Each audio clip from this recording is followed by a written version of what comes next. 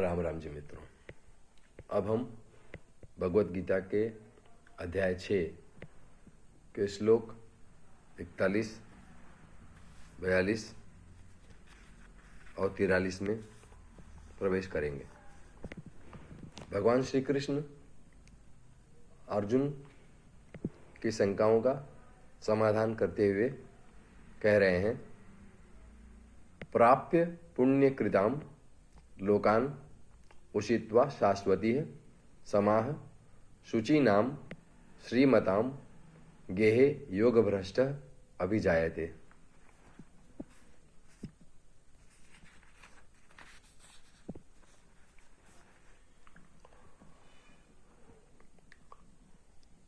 भगवान श्री कृष्ण कह रहे हैं,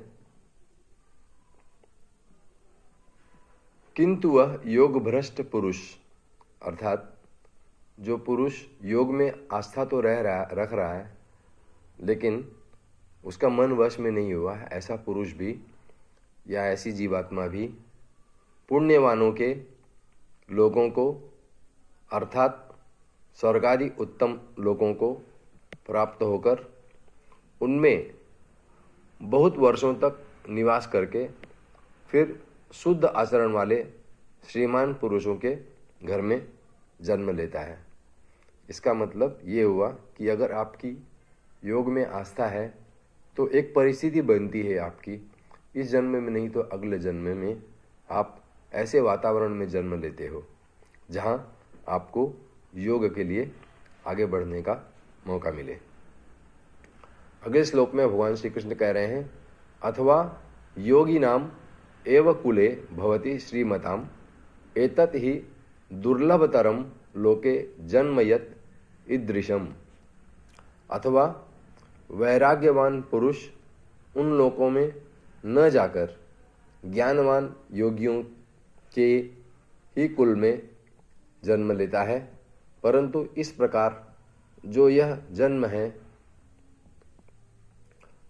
वो संसार में निसंदेह अत्यंत दुर्लभ है। दूसरी जो बात कही भगवान श्री कृष्ण ने वो ये कही कि श्रीमान पुरुषों के अलावा वो योगी पुरुषों के घर में भी जन्म ले सकता है, लेकिन ये दुर्लभ घटना है, ये आसानी से नहीं होती। अगले श्लोक में भगवान श्री कृष्ण कह रहे हैं, तत्र तम बुद्धि संयोगम लभते पौर्वदेहिकम यतते च ततः भूयः संसिद्धौ कुरुनंदन। और वह पुरुष वहाँ उस बुद्धि के संयोग को अर्थात समबुद्धि रूप योग के संस्कारों को अनायासी प्राप्त हो जाता है। और हे कुरुनंदन, पहले शरीर में संग्रह किए हुए उसके प्रभाव से वह फिर परमात्मा की प्राप्ति रूप सिद्धि के लिए पहले से भी बढ़कर प्रयत्न करता है। तो यही बात भगवान श्री कृष्ण ने यहाँ पे अर्जुन को समझाने की कोशिश की है। न केवल अर्जुन को अपितु हम समग्र मानव जाति के लिए, समस्त जीवात्माओं के लिए उनका ये संदेश है। उसमें ये बता रहे हैं कि ऐसा जो पुरुष है वो अगले जन्मों में अपनी जो श्रद्धा है योग की, उसकी वजह से आगे की ओर बढ़ता है। वो उसे ऐसे जन्म में ऐसे घर में प्रवेश मिलता है जहाँ योग की प्रगति के लिए, योग की उसकी जो आस्था है उसमें उन्नति के लिए वो आगे कदम बढ़ा सके। यही भगवान श्री कृष्ण ने अर्जुन को बताया है।